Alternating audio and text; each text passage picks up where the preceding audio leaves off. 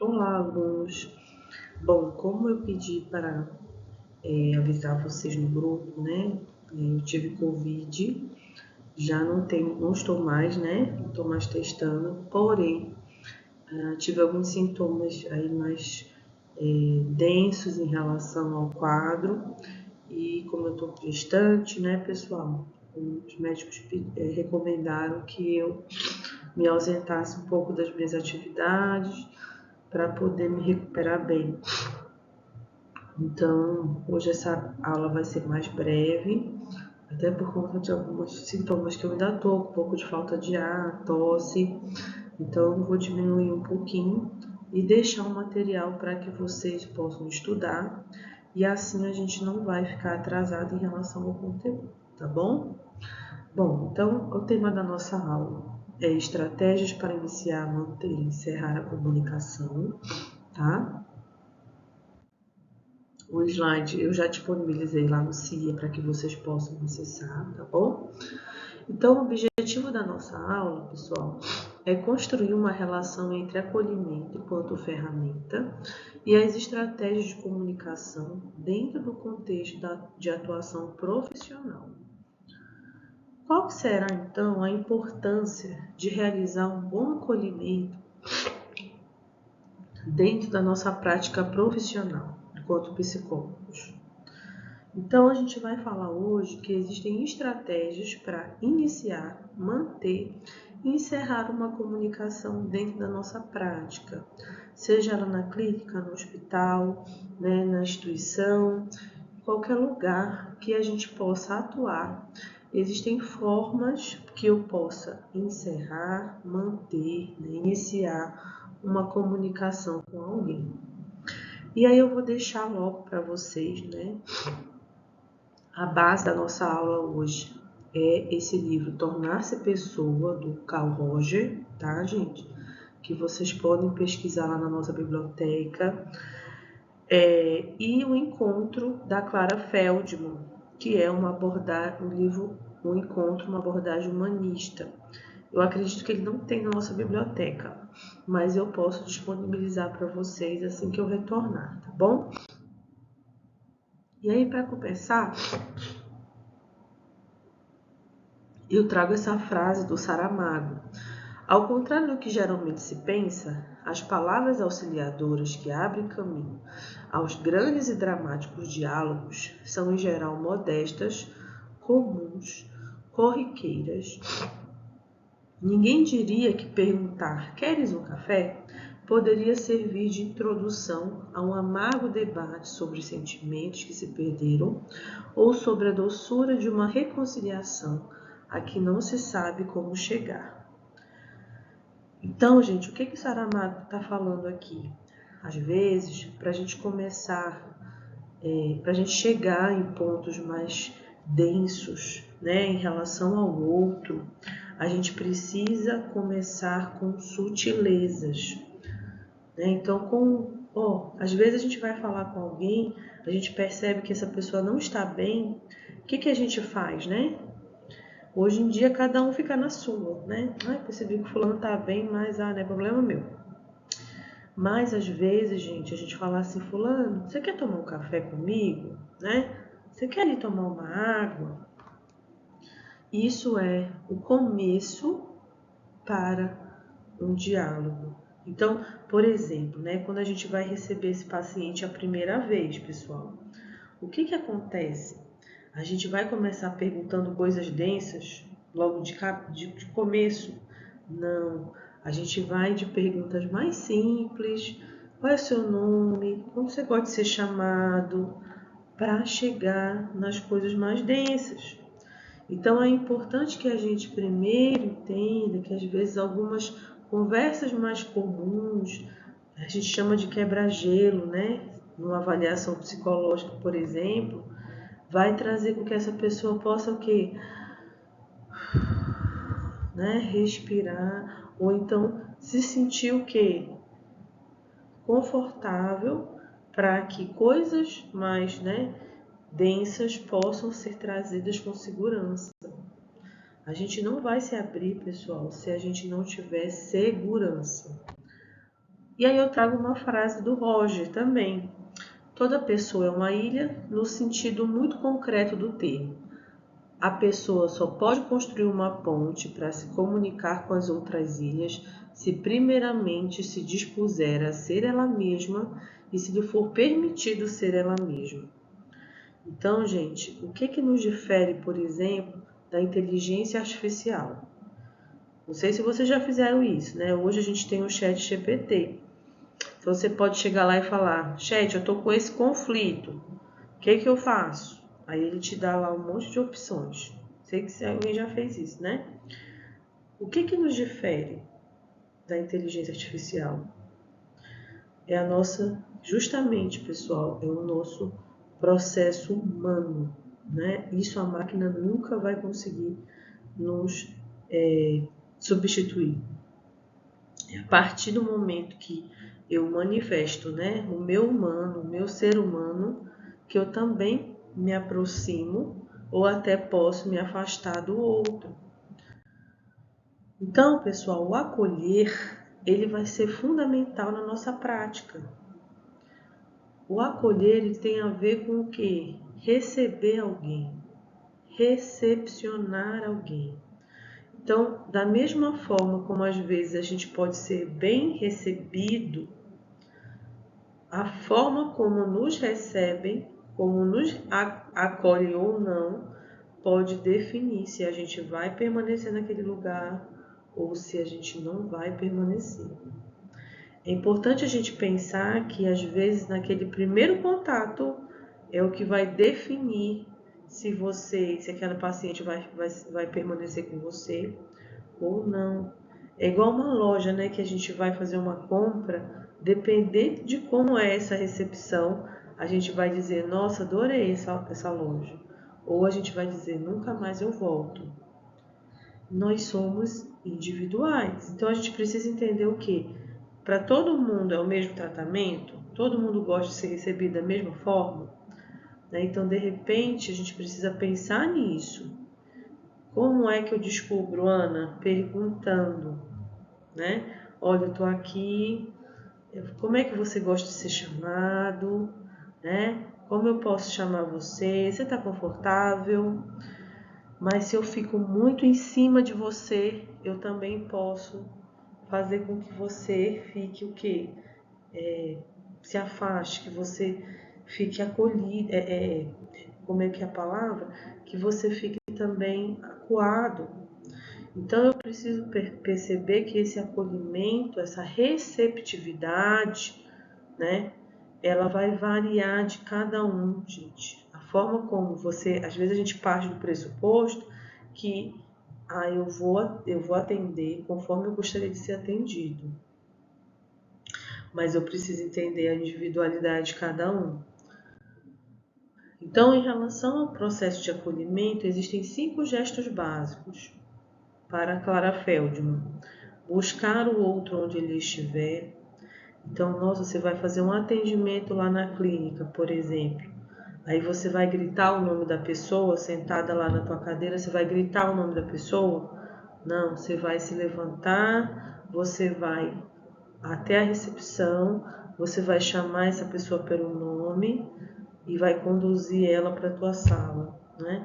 Eu vou buscar o outro onde ele estiver. Da mesma forma, né, se eu perceber que o outro está sentado na minha frente, mas ele não está ali presente, eu preciso pensar em estratégias para trazer, né? É mais ou menos isso que os professores fazem em sala com vocês. Né? Então, é tentar trazer vocês, às vezes, né, fazer uma piada, para que vocês possam, de fato, buscar o outro onde ele estava, tá? Saber o nome, como é que você gosta de ser chamado? Como é que eu posso te chamar? Isso é importante, pessoal, porque às vezes as pessoas não gostam de apelido, né? Mari, Aninha, né? Dani. Mas peraí, eu já tenho intimidade com ela para falar isso? Para chamar ela de Dani? Para chamar ela de Aninha? Né? Eu preciso perguntar, certo? Cumprimentar, como é que você tá? Individualizar, como eu falei, não partir do pressuposto que você gosta, mas perguntar para o outro como é que ele gosta de ser chamado, né? Como, olha, o clima tá bom para você, você tá confortável. E o nutrir fisicamente. Às vezes pode ser uma água, um café, uma bolacha, tá? E aí o Roger, ele vem trazer justamente isso que eu estou falando para vocês. Eu preciso olhar para essa relação e entender que o outro é um indivíduo separado de mim. O que ele está falando aqui? Que é diferente, mas nas nossas relações, a gente quer fazer com o outro como a gente gostaria que fizessem conosco. Só que o outro tem uma outra história. De repente, se eu falar assim para ele, olha, então, pessoal, o que o Roger está falando aqui? Que quanto mais a gente nos, quanto mais que a gente puder se aceitar enquanto pessoa, né? E a gente conseguir estabelecer quem a gente gostaria de ser de fato, mais a gente vai conseguir compreender o outro e respeitar o outro como esse ser diferente. Então, se eu me aceito, me respeito do jeito que eu sou, eu tenho mais chance de conseguir fazer o mesmo pelo outro. Bom, outro ponto importante é a gente pensar aqui nessa experiência de ser terapeuta. Então, é lógico que, principalmente no começo, né, da nossa trajetória, que a gente pensa os primeiros atendimentos que a gente vai realizar, a gente vai ficar muito apreensivo em relação a essa outra pessoa que chega. Então, a gente tem receio, né, de quem é essa pessoa, se ela vai nos rejeitar, se ela não vai gostar do nosso atendimento. É natural que a gente sinta isso. Mas dentro desse processo, é muito importante que a gente possa buscar compreender essa pessoa que está ali na minha frente, que às vezes pode falar alguma coisa que vem, de repente para nós, é algo que vai ser.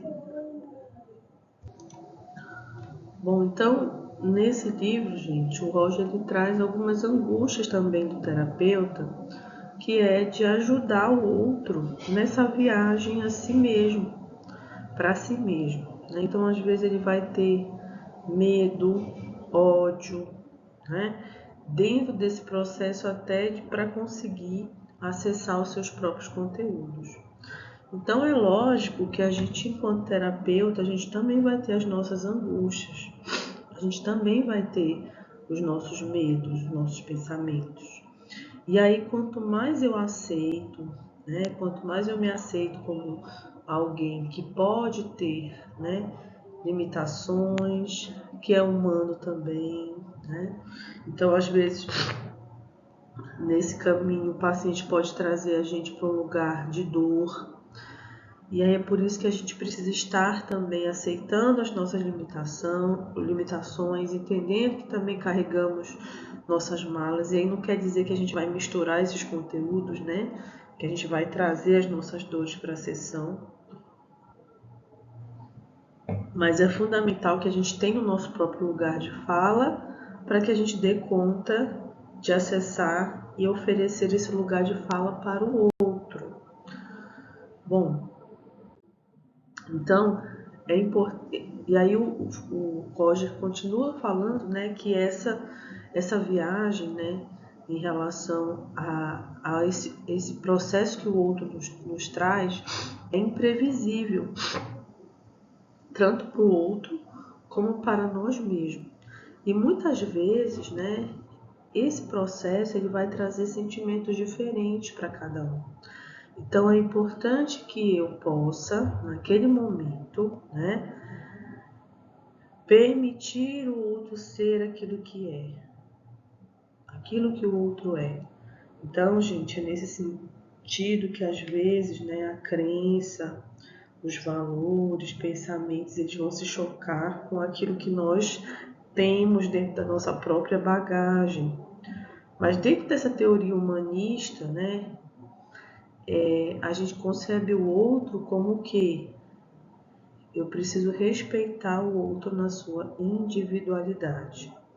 Eu vou continuar com a minha crença, né? Eu, Ana, continuo com a minha crença, com a minha fé, com os meus valores, mas é muito importante que dentro desse processo eu aprenda a separar, porque o outro, lembra do processo, né, do outro quando ser individualizado?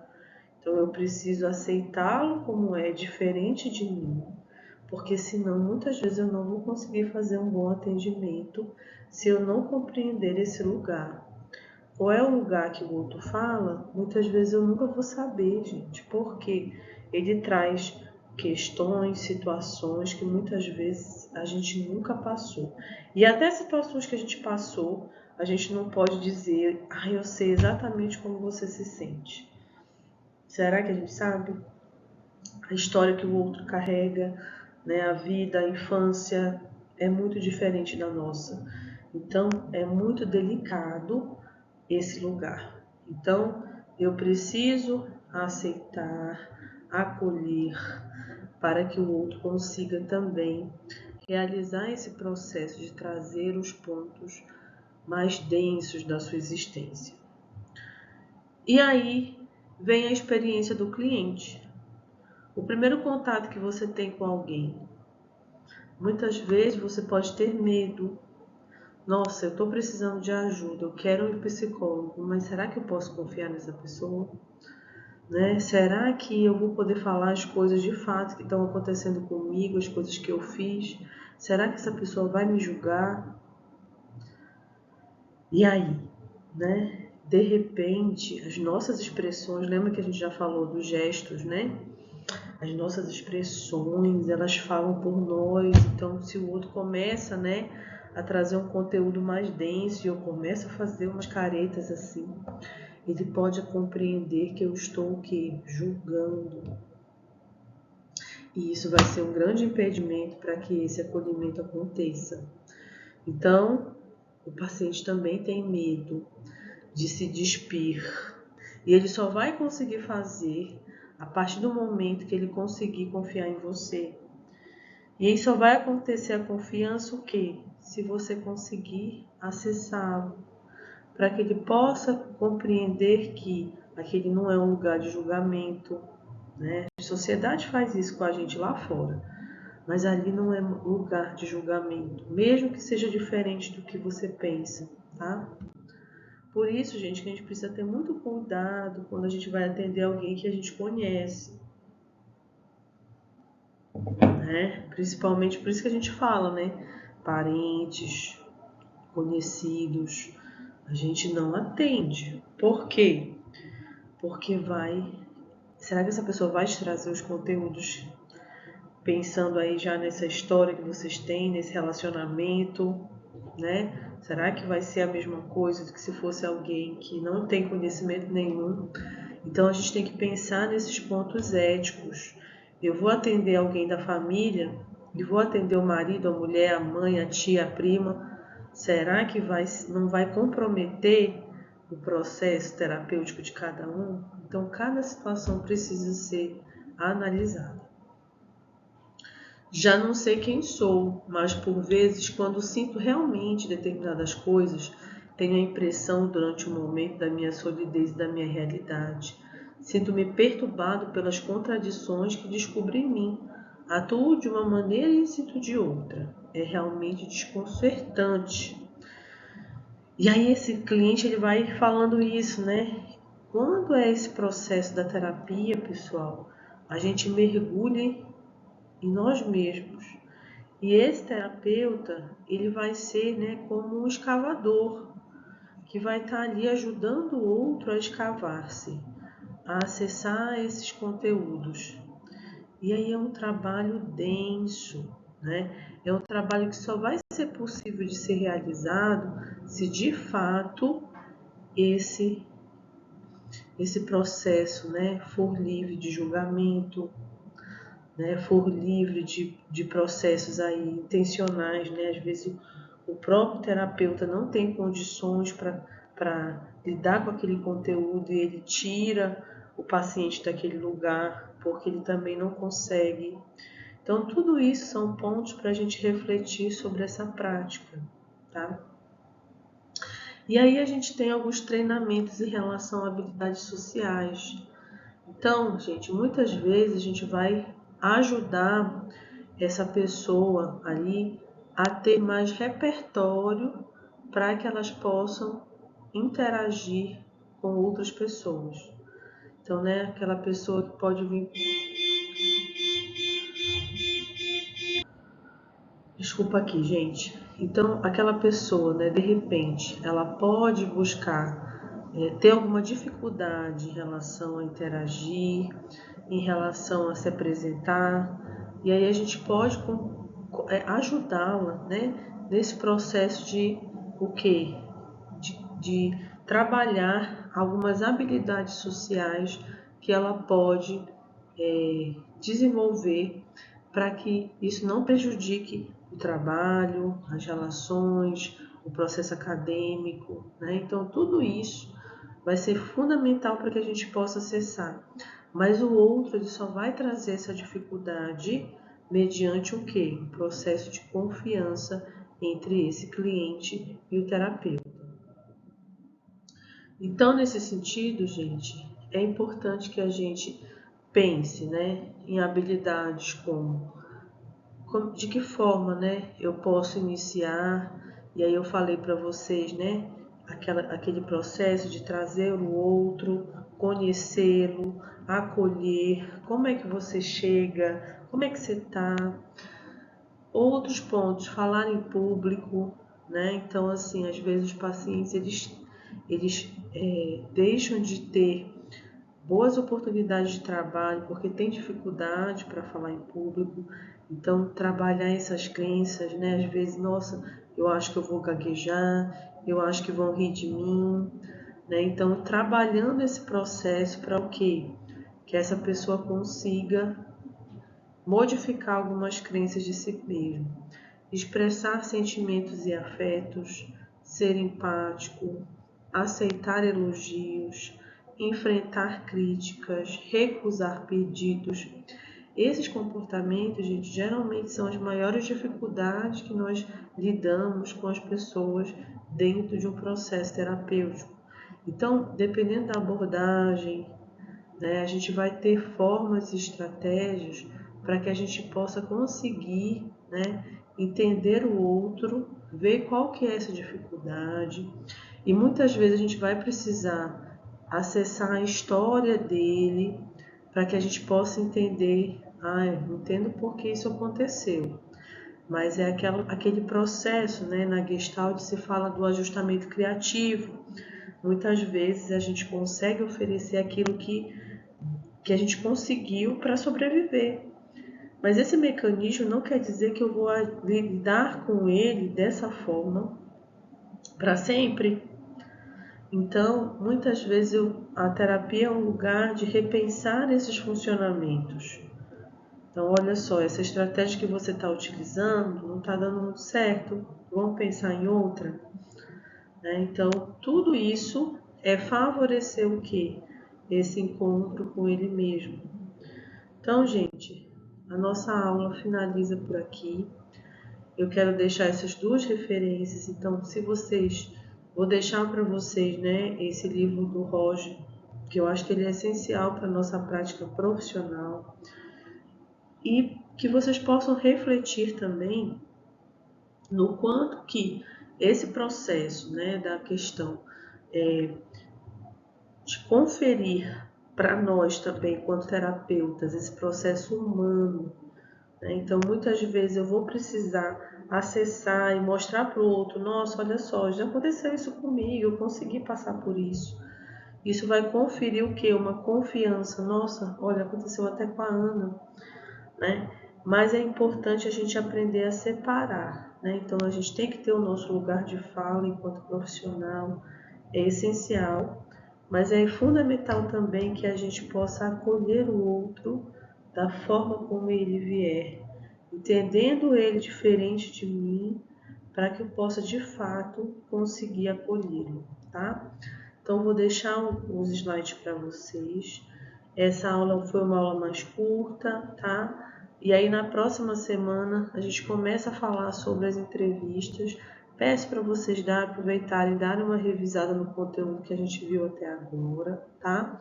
E na próxima aula eu vou novamente fazer esse modelo, eu gravo a aula e envio para vocês, tá bom, gente? E aí, assim que passar essas 2 semanas, a gente volta aí, se Deus quiser, que tudo fique bem e eu possa voltar logo, tá bom? Um abraço a todos.